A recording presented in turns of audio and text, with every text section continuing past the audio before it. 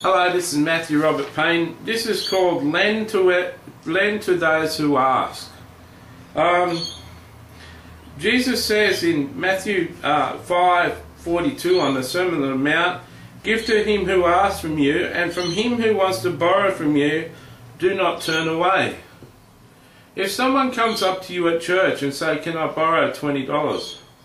Jesus says, give it to him. Lend the money to him. That might be hard for you to take. That might be hard for you to process. Why do I give it to him? Because Jesus said to. See, many people claim to love Jesus. Jesus said in the scriptures, "Why do you call me Lord, Lord, and do not do what I say?" Jesus said in the scriptures, "These people honour me with their lips, but their hearts are far from me." Are you a person that honours Jesus with your lips, but don't practice what he says? Or are you a person who's prepared to practice what Jesus says? Jesus says to give to everybody who asks of you, and to lend to those who want to borrow from you. Will you lend money to someone who wants money from you? Will you borrow money? Will you let people borrow money from you? Jesus says to do so.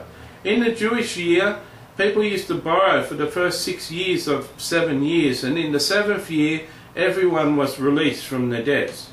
In other words, if someone borrowed $5,000 in the 5th year, and had only paid back $3,000, in the 7th year, they didn't have to pay back the extra $2,000. That money was waived, and Jews would start not to borrow money, lend people money in the 5th and 6th year, because they wanted to get their money back. Jesus rebuked them when he preached this. He said, you let people borrow money off you every time they ask. They need the money, so give it to them.